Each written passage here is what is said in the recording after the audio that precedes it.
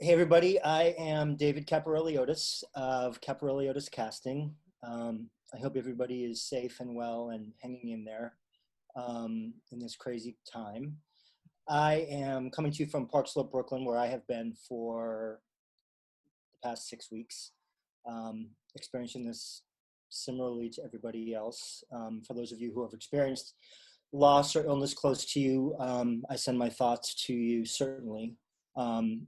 It's first and foremost the message to everybody, and I'm happy to be with you through primary stages today through ESPA. Really quickly, very briefly about me, I've been casting for close to 20, 24 years, which I can't even believe. I started as an intern at Manhattan Theater Club. Nancy Piccioni hired me as an intern in the summer of 1995. And I spent a summer after that, or a year actually, at New York Stage and Film working with Peter Manning, who was the artistic director there at that time. And then MTC, Lynn Meadow and Nancy Piccioni hired me back on the casting staff as a casting associate in fall of 1996. And I've been in casting ever since. I was with MTC for about 11 years on staff.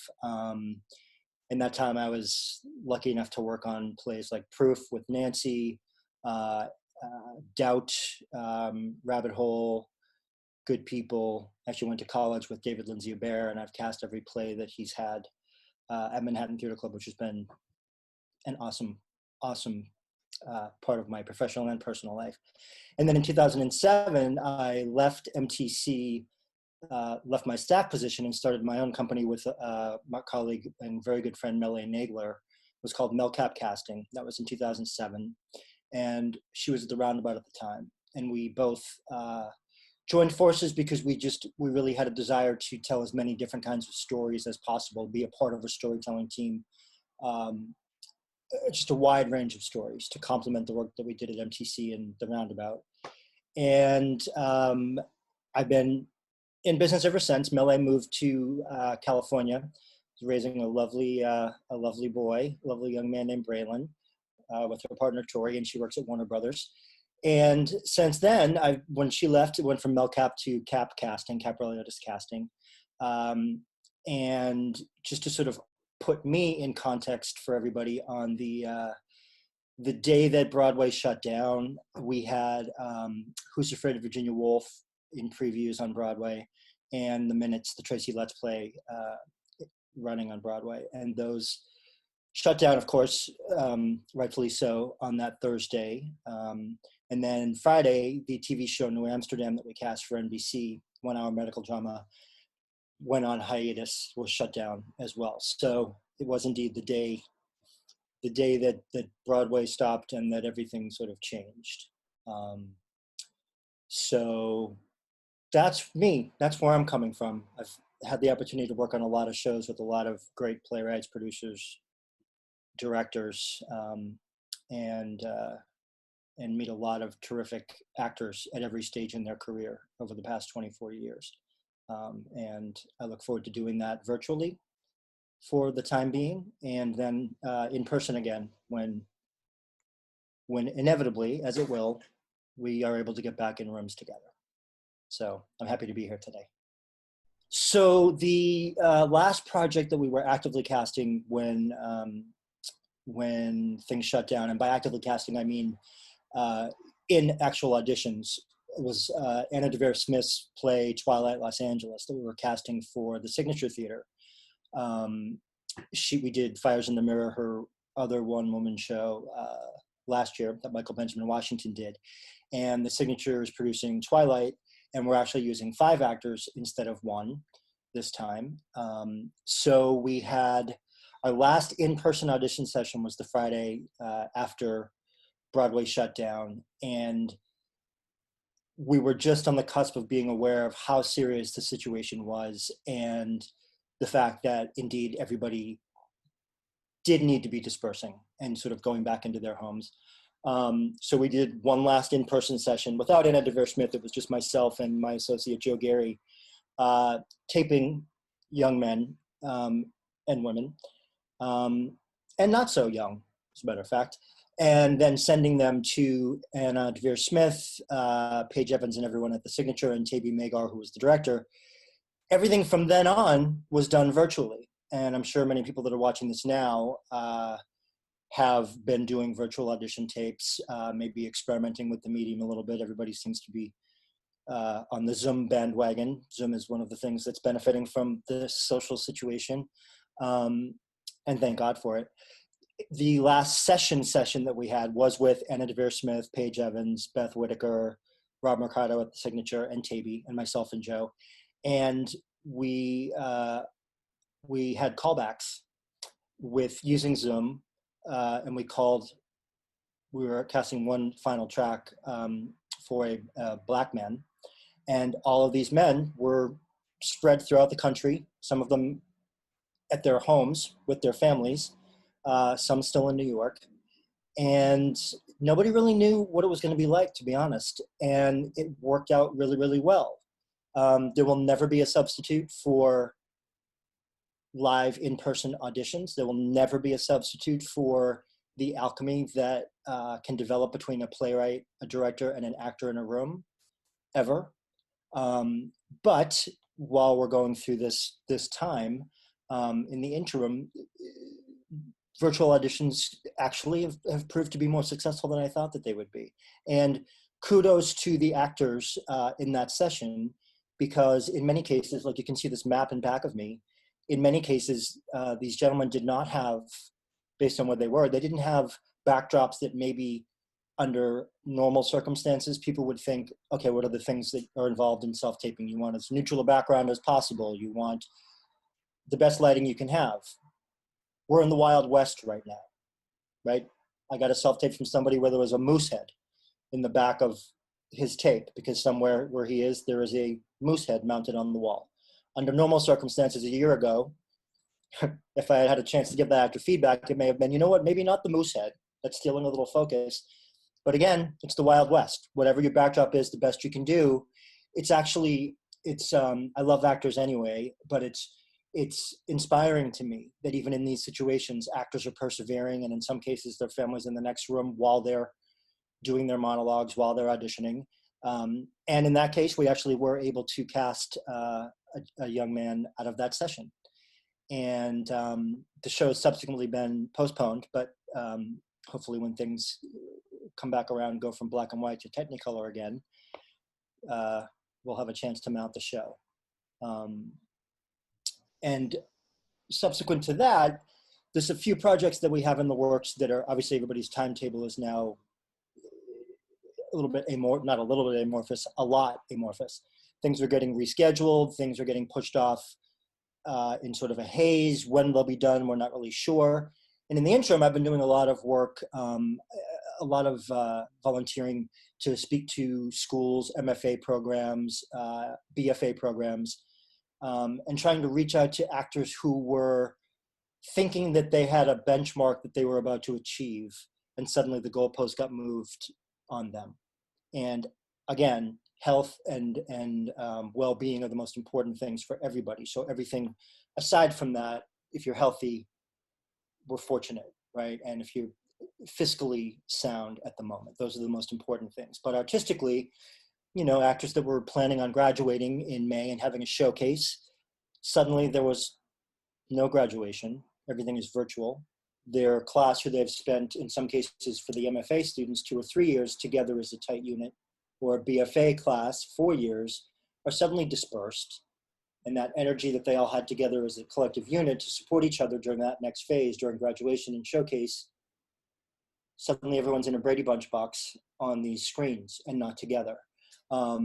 So it's been really important for me, and I know many of my casting colleagues that I've been in touch with, to spread the word and reach out to as many actors as possible, be it those that are graduating from programs or those that are just wherever you are in your career, to know that there is an industry that is waiting for you, waiting to meet you in some cases if we haven't met you before, or re-meet you, to hopefully offer more opportunities, access to opportunities to audition in whatever way it can be for the foreseeable future.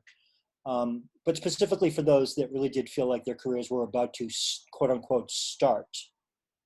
making sure that they realize that there's a group of people that are going to be looking out for them when things come back around, and that we're going to make sure that we meet them in a proper way, even though how they thought they were going to be met isn't how it's turning out.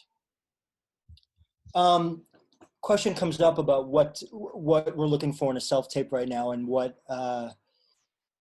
makes a successful self-tape. And you know what, the answer to that question is what has always made a good self-tape, right? And that is, acting is acting at the end of the day. And I'm fortunate enough to work in TV and in theater.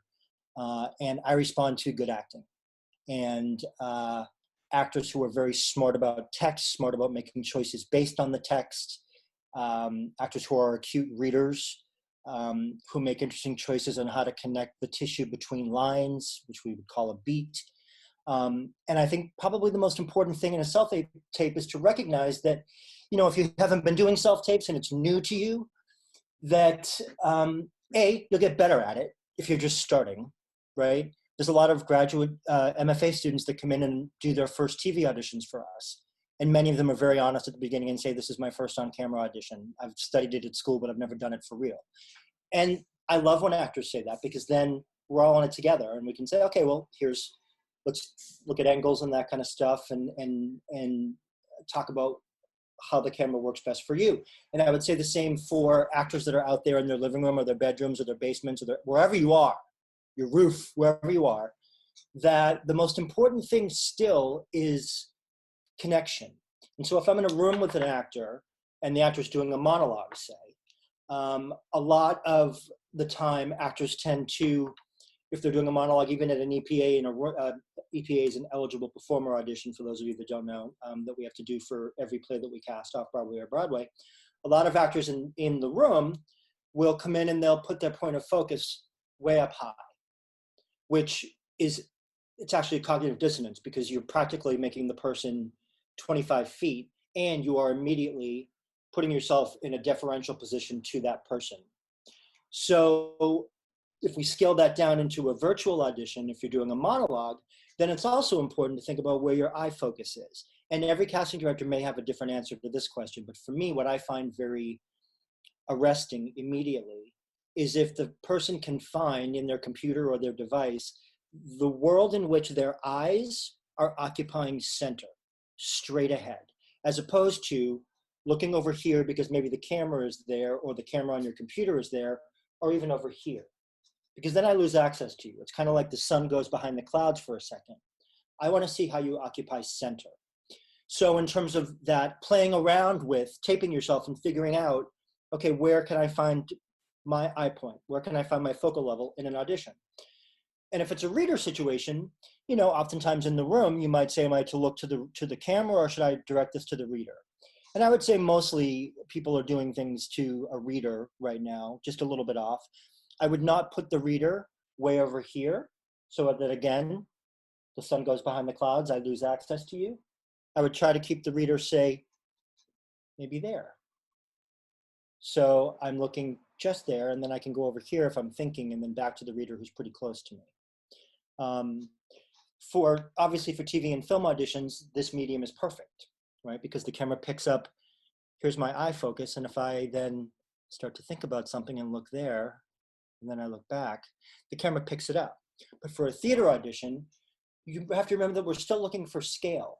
And then when we were casting Anna Deavere Smith's play, Twilight, the conceit of the play is that men will be playing women, women will be playing men, a white man may play an Asian woman, a black man may play a white female, all across the board. So Anna was very interested in how the physical body, how the actors used their body. If the gentleman crossed their legs, how did they cross their legs as a woman? Did they not cross their legs? Did they leave their legs open? Which is not how many women say. And so if someone did an audition in a close-up like this, we lost access to their body.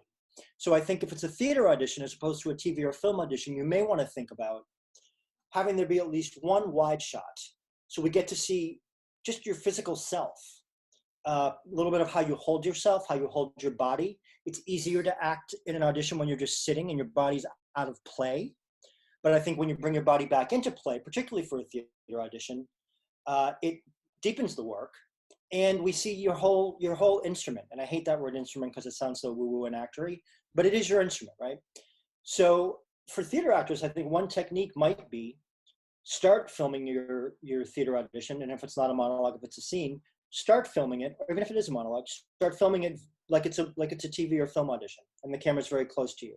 Do one take, watch it, see how specific your acting work was. How was your beat to beat work? How was your arc of the scene? All the things we always want to value. Then, because it's theater, maybe pull the camera back 5 feet or your device back 5 feet, do it again. And the goal is to try to keep the intimacy of the moment that you did when the camera was right on you, but to approximate theater and distance, pull it back. Then what happens if you do it again and you pull 10 feet back? So basically you're broadening your performance to scale, to theater scale, without losing the intimacy and the specificity of what it was when it was like this. So I think that's the biggest thing that I would say, is just really making sure for theater that we include the whole body, and that again, acting is acting, and get better, just get better at it. If you're just starting, keep doing it. Make a gag reel of all of the takes that you do that are terrible, where you're looking in the wrong way, or who knows what. Just try to make the camera your friend, and that sounds so ridiculous, but I think it actually can be kind of fun, because you're creating your own stakes in your room. You get to do it over again, which is a luxury you don't often get, right, in a regular audition. I think it's a really good question, and I think it does differ for every actor. I think being physically ready is going to be hugely important, physically and mentally ready. So first off, I would say, before you even talk about your actor self, how is your human self? How are you doing in general? Are you keeping yourself physically active? Are you not atrophying? Are you eating well? Are you trying to eat well? What are you doing mentally to try to keep yourself engaged and active in the world? Allowing for the fact that some days all we want to do is lay on the couch, and that, as far as I'm concerned, a 2 or 3 hour nap during a day is restorative. That's not, to me, wasting the day. And maybe this is just me projecting my love of naps onto actors. But I do think that checking out for a little bit, if you are fortunate enough to check out. I do not have children. I have a cat. So my attention is not being pulled necessarily into respect to all those that are doing this, homeschooling and working from home with children and all of that, which is just, it's a miraculous feat. And I see all my friends on Facebook and Instagram who are dealing with it and kicking ass, but also, there's some struggle to it. So I think keeping yourself physically and mentally, and if I even can dare say spiritually ready for coming back into the workforce. Who knows what it's going to be like? We don't know. Are we going to be like a bunch of horses out of the gate in the Kentucky Derby? Are we going to be jumping out and like racing, or are we going to slowly ease in? Who knows? Nobody knows yet. It could be suddenly all bets are off and we're back in it, or a dip of the toe in the pool. As an actor, what are things you do if you're between jobs? Do you read plays? Are you watching good TV shows? Are you watching good acting? Are you taking a class? I know that there's probably a lot of you out there that possibly have come into the profession later in your lives, didn't go to a BFA or an MFA program, or those that did, and then life took you in a different direction for 2, 5, 10, 15 years, and are now coming back into it. I think one of the things that I look for on a resume that has like a big gap in terms of what were you doing between 2008 and 2015? And I think actors tend to think that if you were raising a family or hiking in the Alps, or you went and did some other, whatever you did for 7 years has currency and value, even if it was not acting, right? That adds to the totality of you, as twee as that may sound. So I look at, now they're studying with someone that I know. They're taking an acting class. They're studying with Bob Krakauer. They're studying with Larry Moss, Mimi Lieber. I'm not advocating those classes. I mean, I'm advocating them, but I'm not pushing them. But those names just came to my brain. Are you doing that? Are you doing readings of scenes with other actors? Are you keeping yourself mentally agile? Are you reading more plays? And just keeping yourself vigilant so that, you know, it's very easy for all of us right now to feel like our careers, all of our careers, not just actors, are suddenly ephemeral or fictional in some way. Like, oh, am I still a casting director if I'm not really casting anything? I am. And you're still an actor. So I think filling your soul, filling your spirit, and all of those things as a human, taking care of your physical self, and then, you know, immersing yourself in good art, and in some ways, indulgent art. No one says that TV or movies you watch have to be any good. You can be vegging out on something terrible for 2 hours. But I would say whatever you do when you're not working, or if you're just coming back into it, you know, and you're taking classes and that sort of thing, we should be doing that right now as well, as much as your spirit can, as much as you can create that for yourself, I think. Also, one thing I forgot to mention regarding when we come back, I think one way that actors can meet casting directors that is a little bit, it's a little bit undervalued, is going back to the EPAs that I mentioned, equity performer auditions. I think a lot of actors, for various reasons, look at EPAs and think, oh, why would I go to the EPA? And again, that's an eligible performer audition that equity that equity requires us, but in a good way, to do for every off-Broadway play or Broadway play. For a Broadway play, it could be 3 days in a row of 7 hours a day, 140 people. So over 3 days, that could be 420 people coming in and doing monologues. That's a lot of people. Equity members are given priority over non-ex. But if in any given hour, there are not enough equity actors to be seen, the person that's running the EPA would say to me or to another casting director, will you see non-ex today? And for me, almost 100% of the time, I will say yes.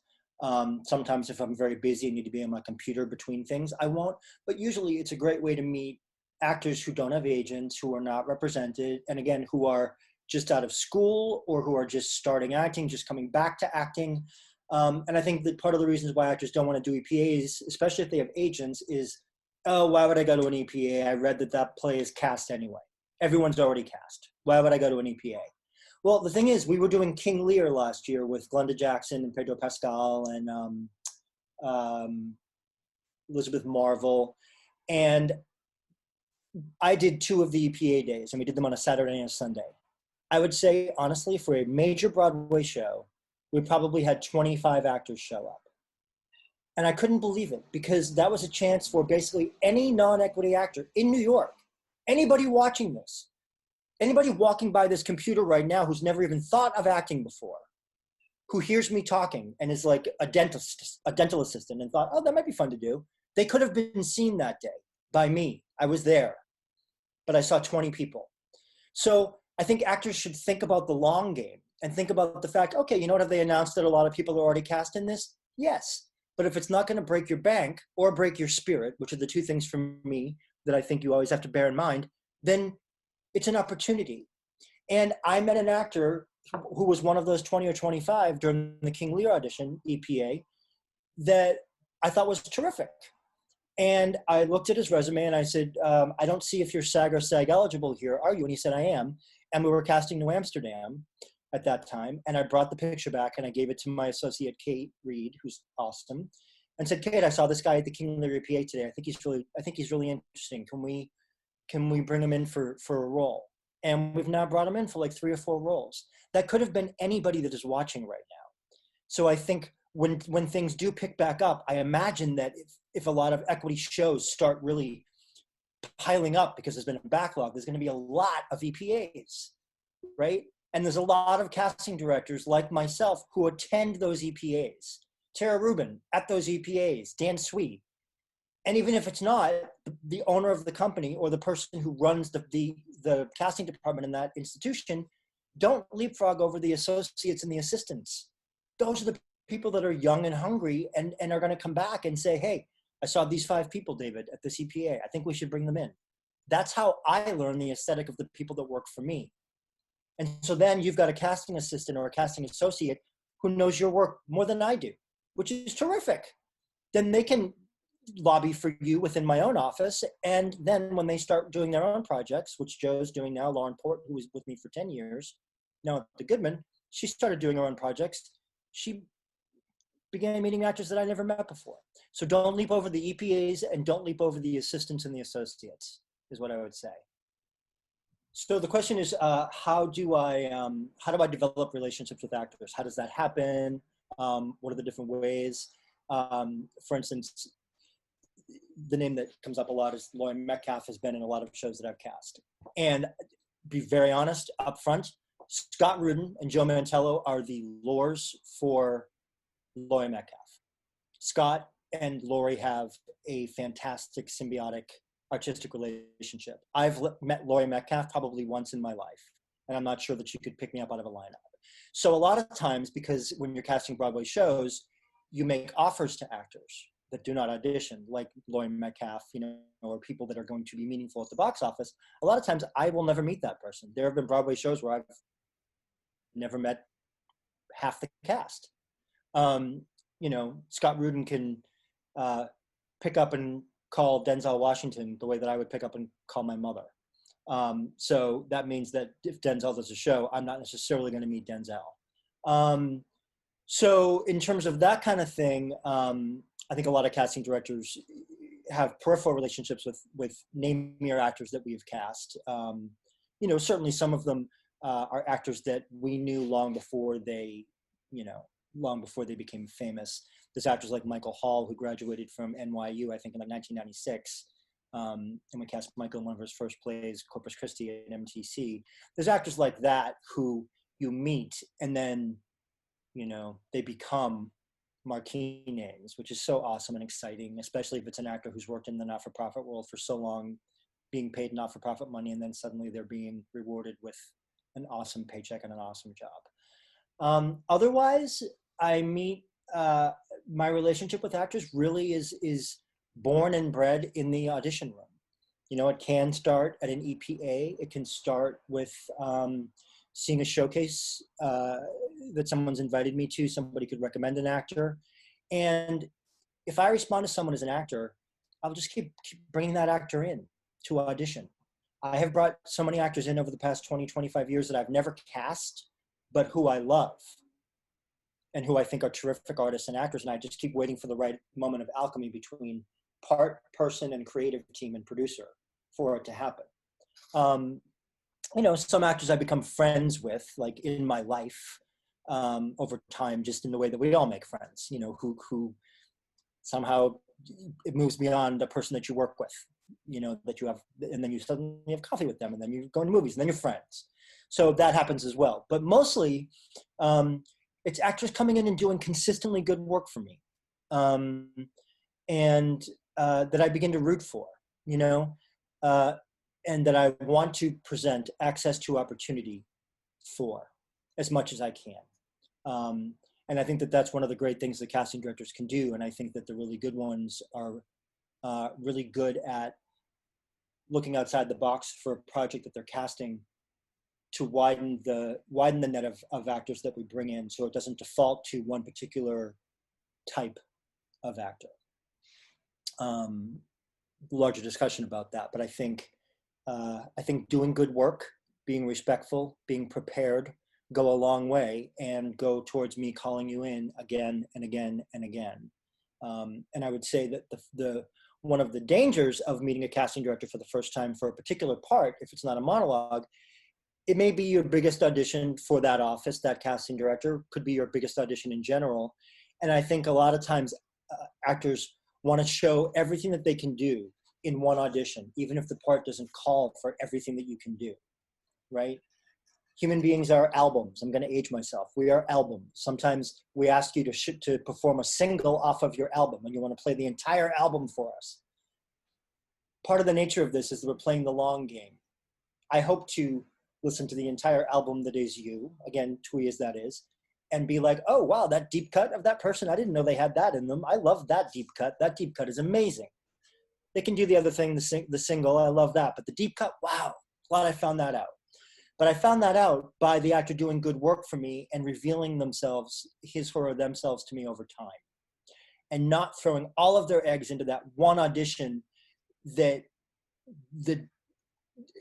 feels almost, I know this can be confusing because you want to give it your all, but just remember that you're auditioning for me for everything else that I'm ever casting in my life, as well as that one job.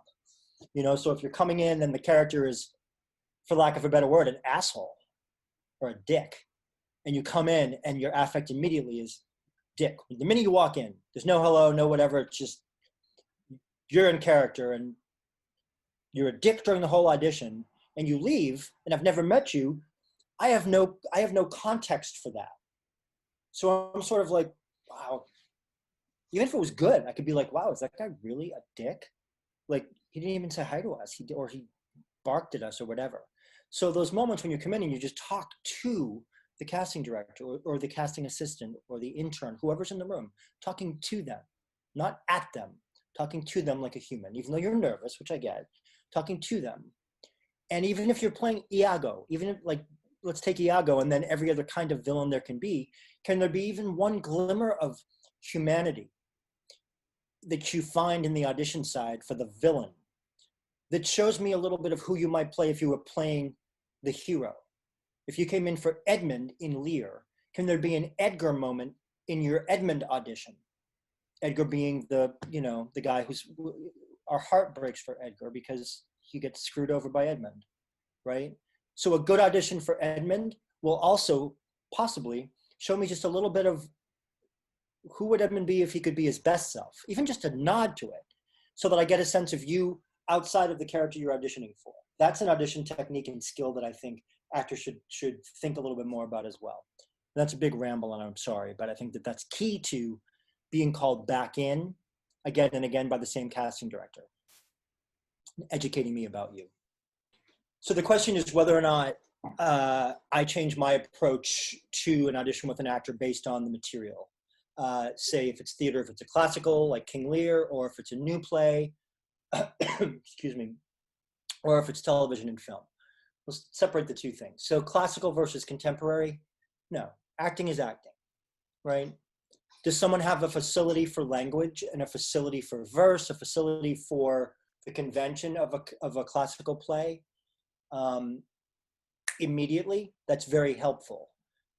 If it's an actor who doesn't, but I find them very interesting, I may try to work with them to see if there's something that I can do to try to help them embrace the style or ride the language a little bit more. If I've never met you, doesn't matter if you haven't done Shakespeare or Moliere before, doesn't mean you can't do it. You still can, everybody can start somewhere. So yeah, I may give a more technical note like that for a classical piece than I would for a contemporary piece. I think for new plays, it's just, again, it requires actors to really go back to the text because there's no background information. This play's not been produced before. You can't see who originated the roles. You can't read reviews. You can't study it somewhere. You're doing all your work based only on the text and what you glean from the text. So that's where you have to make sharp and informed choices based on the material that's in front of you. Because in many cases, you're coming in for me, possibly if I've never met you, you're coming in for a pre-read from me before I bring you in for the director, possibly, right? So you're going to want to have made choices based on the text. Maybe you can know that an Annie Baker play, there's a certain quiet style and world of an Annie Baker, Richard Nelson play that might be different than a Jeremy Harris play, right? So picking up on tone and style of a playwright's previous play, if it is a new play, might be helpful. And then for TV and film, again, good acting is good acting. I just think it's just a different technique in terms of scaling your performance back for the camera than for theater.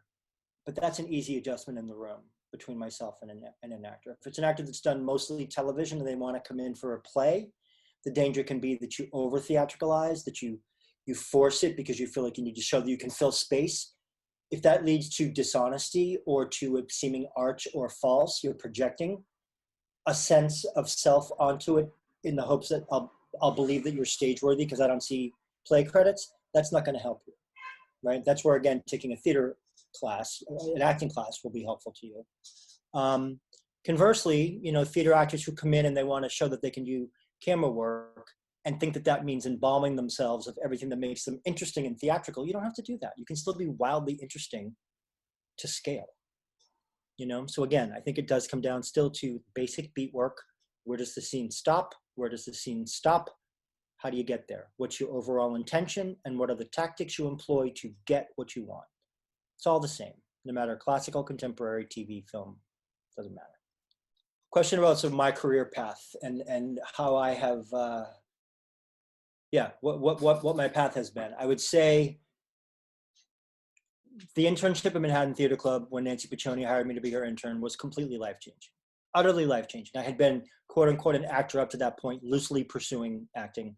I went to school for it, graduated Sarah Lawrence, not with a BFA, just a, I don't even know what I had, to be honest with you, BS, BA, who knows.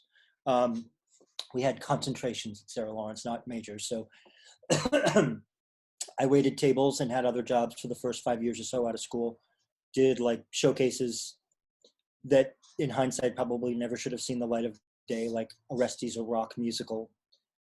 Orestes wasn't waiting to be made into a rock musical. Suddenly I was in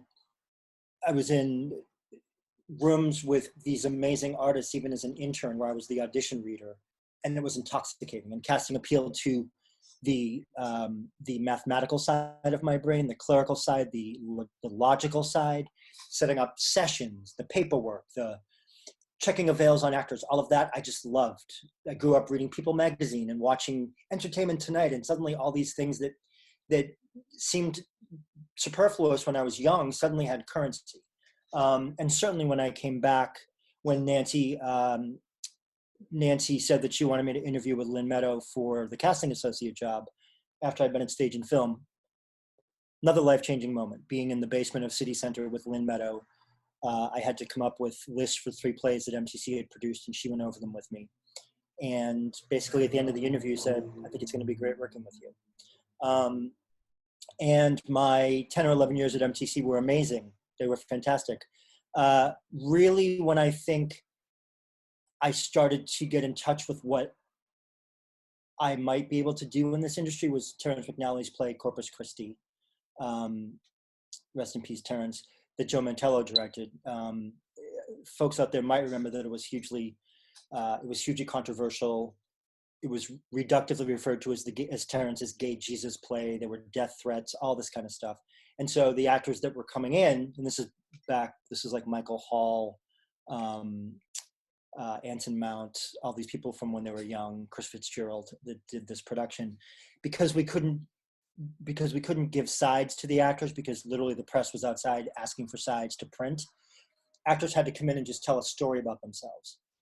And it was brilliant and amazing. And auditioning is the vessel through which an actor introduces his, her, or their self to a team.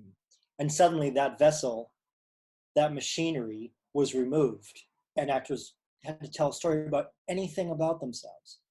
I remember Zach Braff, and I've told Zach this, so I feel I can say this. I remember Zach Braff coming in, and at the end of his audition, he sang I think it was Fire and Rain, a James Taylor song. And I just remember Zach Braff closing his eyes and singing and just kind of rocking back and forth. And it was a beautiful moment. Whether or not Zach became Zach, which he did, of course, he was Zach then, but he became Zach Braff. It was a beautiful moment. And I got in touch with the humanity behind the entire profession and the art of trying to see somebody through material, because suddenly that curtain was pulled back and it was just the people. Then I was intrigued about, this is the audition process brought completely back to elemental. What happens when the material is brought back in? So that was a turning point for me in terms of getting in touch with what I think is the artistry of casting. Joe Mantello was amazing to me during that time, and so was Terrence. They were so supportive of me. The piece was close to my heart. So that, I think, really at that time I was contemplating possibly leaving casting and going to, I'd been accepted to NYU for the drama therapy program, for a master's degree in drama therapy. And then Corpus Christi happened, and I sort of plugged back in. Lynn Meadow sort of sat me down and said, okay, what does this I hear about drama therapy? Yeah, that'd be great, but have you fully explored what this profession might be for you? From there, I cast a couple plays, one of which was Funny Mirrors by David Lindsay-Abaire, on my own. That was my first, I think, casting director, working just with the artists, Dan Sullivan and David Lindsay-Abaire, without supervision, without Nancy or anybody. That cemented that this was what I wanted to do. And then certainly taking the leap of faith with Melee in 2007 to open up our own company. We worked with enough directors by that point, Dan Sullivan, Doug Hughes, Joe Mantello, who we had developed relationships with, that we felt like, okay, you know what, this is a big gamble, but we're going to try to do this. And Lynn Meadow was amazing to me. She's always been, continues to be. Lynn went on sabbatical that year at MTC, and she was my first client as a freelancer. She hired me to consult for Manhattan Theater Club with Dan Sullivan, who was the acting AD that year. And that allowed me to, along with support from David Stone, the producer, to open my own company, to which I'll be forever grateful for. Lynn allowed me to, as her first client, to understand what it would be to consult. And then after that, all bets were off. Then it was just, wow, we get to do these amazing things. Fences with Denzel Washington was one of the first things that Mel and I cast for Scott Rudin, and Kenny Leon. It was amazing. And yeah, I think I fell into this profession backwards. And when I turned forward and saw what it was and what it could do, what it could be in my life, there was really no turning back for me, I think. Regarding getting into casting, I think what's interesting now is I think a lot of casting directors from my generation, historically it was, back in the day, it was mostly women casting directors, a lot of gay men initially. And that was sort of where it started. And then slowly people began realizing that this was a profession, that casting actually existed, that it was a thing, how actors were hired. And so when we were, when I was coming up, a lot of people, I think, fell into it as actors. Now there are people that understand what it is from an earlier age. I teach for Syracuse's Tepper semester. Ariel Tepper started a semester in the city for Syracuse seniors, and casting is one of the majors that they can focus on in their senior year. And the program is amazing, and they learn the ins and outs of being an assistant. My best advice, and it's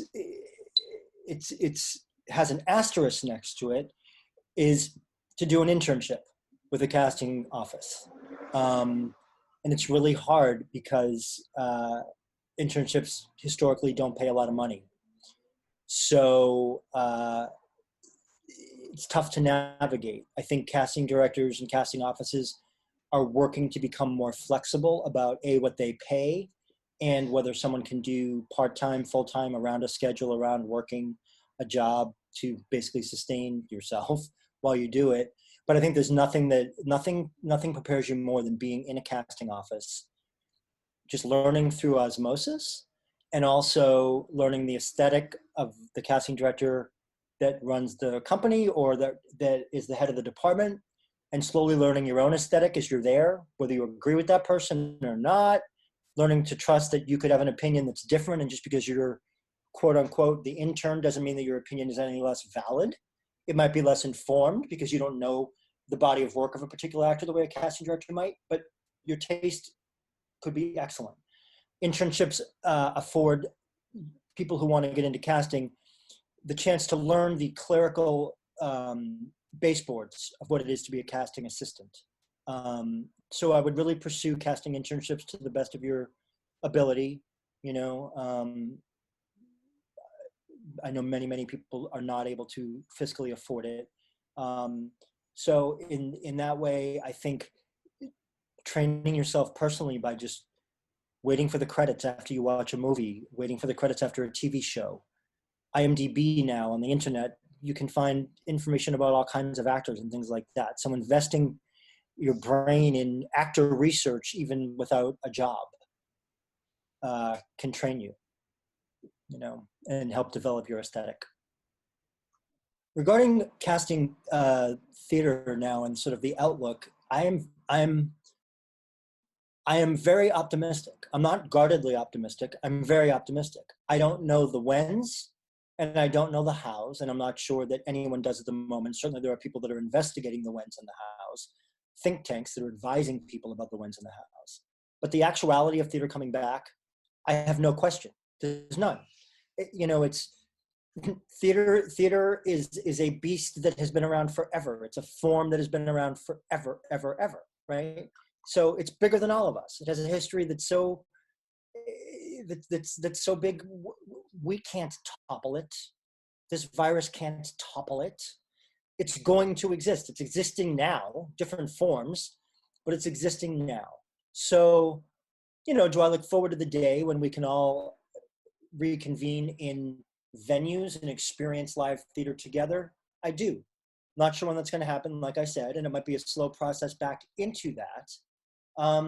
When will actors and directors and stage managers feel safe to get back into a rehearsal room together? I'm not sure. But to me, it's illogical to think that theater is not going to prevail in some ways, right? Yes, it's going to have to adapt and change and grow and morph. Yes, but it always has, right? It's interesting when students do Constantine's monologue from The Seagull, when Constantine's all about like, oh, theater needs new forms and theater needs this and theater needs that. And it's like, Constantine, you know what? Focus on what you're going to do. Focus on you. Don't worry about theater with the capital T and what's going to happen to it. People are looking out for theater, but theater to me exists in its own self. And maybe that sounds grand or poetic or whatever. I don't even know. But I just feel like it's bigger than all of us. We ride theater's coattails. We chase it. We create it. We're going to keep doing that. And again, who knows how and when, but the why is always going to be there. Why we create theater? Because it's souls talking to souls, live in real time. That is what it is.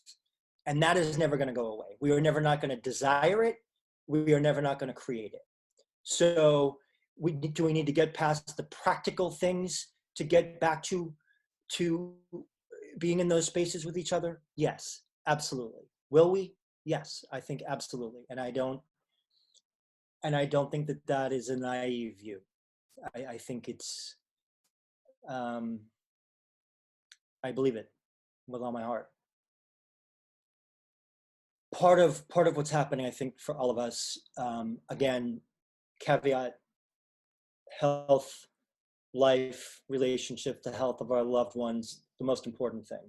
I think what is grieving us as artists, what we're mourning is, just, yes, our livelihoods, of course, and the fiscal realities of that, but also loving what we do and being a part of what we do. And I know we all had things that were going on that in some cases we've lost completely, right?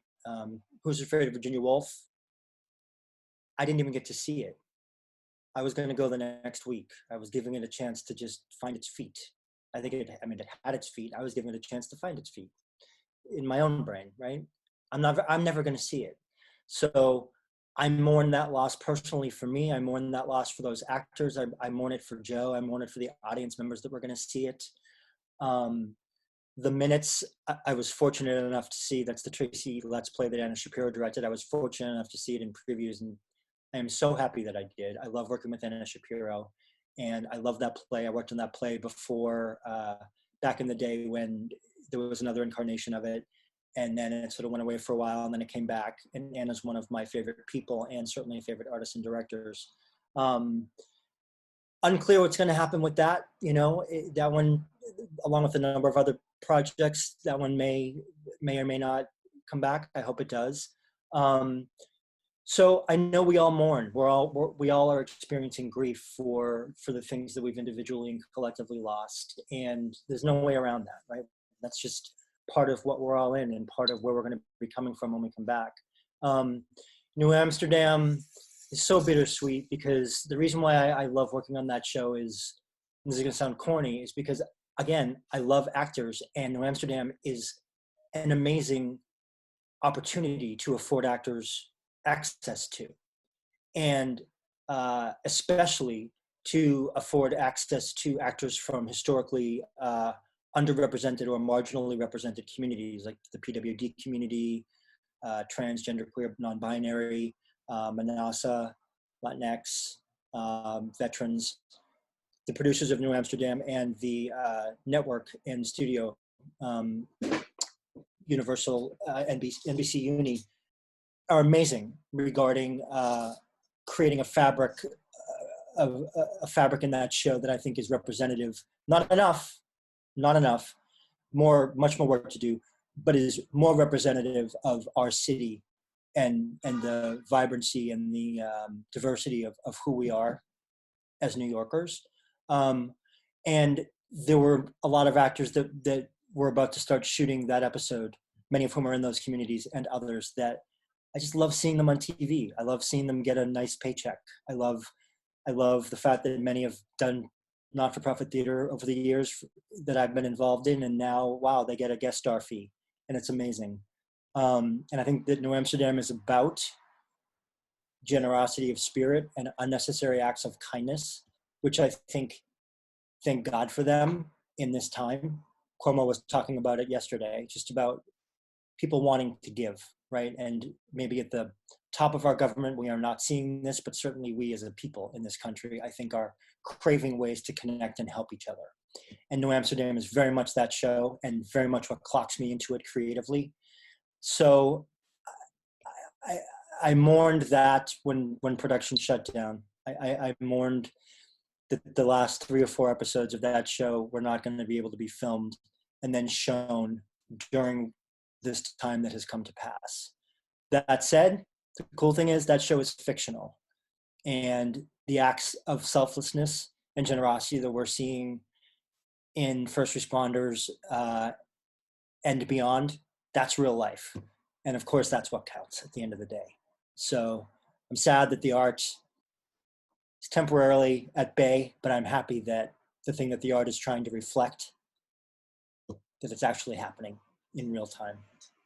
One other thing that I wanted to touch on in being able to talk to everybody is the topic of, for lack of better words, inclusivity in casting, diversity in casting. I almost don't even like to use those words because I feel like somehow it's calling attention to actions and ways of working and changing the default browser in a way that we're calling attention to the very thing that we are trying to work towards having be the norm. And by that I mean, particularly on, I'll use New Amsterdam as an example. When I started working on this TV show, I really had to do a very, very strong and clear inventory with myself about what subtle defaults I might have when reading a script for the first time, and do a lot of work with myself and with Kate, my associate, to make sure that we were not defaulting to many of the historic defaults, right? That if a part is not named, is undefined, that, oh, well then that's a white guy, that's a white woman. That sounds basic, right? But for too long, actors in underrepresented populations know that that has been what they are up against for a very long time. And so one of the things that is exciting to me about New Amsterdam is all bets are off. All bets are off when it comes to, unless the character is, there's a very specific thing about that character needs to be white because he is a white nationalist.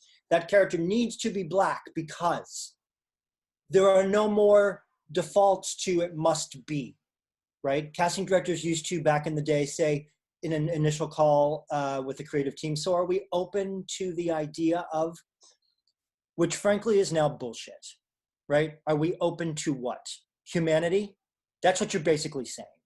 So what I love about New Amsterdam and the places that I think casting is going, and that young actors are the torchbearers for, is that humans are humans, right? And that this is a trans role. I can only cast a trans actor a transgender actor in a role that is written for a transgender actor. I can't cast a transgender actor as that guest star because it doesn't call attention to the fact that transgender is at play. That transgender actress is a human, right? So it doesn't have to be that that point is part of a plot point, right? PWD performers do not need to just be cast in PWD roles. There are doctors amongst the PWD community. There's everybody amongst the community. So I think CSA, Casting Society of America, is doing a lot of work. We're doing a lot of outreach in the Diversity and Inclusion Committee to do town hall meetings, which with historically underrepresented populations, to understand and hear from those actors what they are up against. Practically, in their daily life, what are they up against? We can think we know, but we're being told by actors. We're being informed. This is actually what our experience is like. And we are trying to figure out as casting directors, as a profession, how can we better advocate for actors from these communities? And how can we, well, not how can we, and the thing that we have focused on is providing access to opportunities to as many populations of actors as possible, right? That's the name of the game. And I think it is incumbent upon actors to not listen to any voice in their head that goes against what they feel as a human, right? I have young actors that I teach, and there's nothing worse than hearing or sad than hearing a 21-year-old actor, you know, take an Asian young actress saying, I saw an EPA notice for Virginia Woolf. I'm not sure if I should go in for that. Who's to say honey can't be Asian? And if there is someone that's saying it, then let's make that person stand behind the fact that they're saying that honey can't be Asian. Might that be the Albia Estate? Okay, maybe it is. So might a stink be raised? Yes. Might the Albia Estate then change its mind later? Yes. I'm using the Albia Estate as an example. But nobody should be limiting themselves. Nobody should be taking what's handed down, what's been handed down to them, to exclude themselves from the conversation. I no longer want the issue of inclusion and diversity to be something that we talk about in theory. I don't want to hear someone say, well, what happens if we cast a Black actress in this role? I want to see an actual Black actress come into audition and discuss that actress in that role. That is what I want to see. No longer is this an intellectual exercise about what ifs. It now needs to be practical.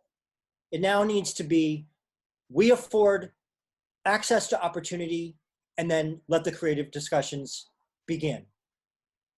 Let factors be discussed. But I do not want the door to be marginally open for some and wide open for others. And I feel that my colleagues do not want that either. And I think that that is what is changing. And as I said, we are not doing enough work. We want to do more.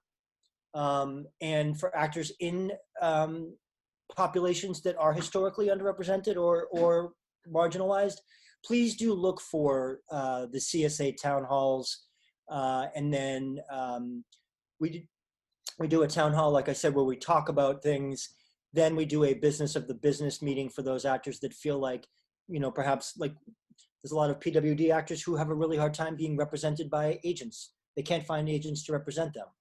Casting directors know more agents oftentimes, know more PWD actors than agencies do, because we're doing the active work to try to find them, and the PWD actors are doing work to try to be found. This is work that agents should be doing.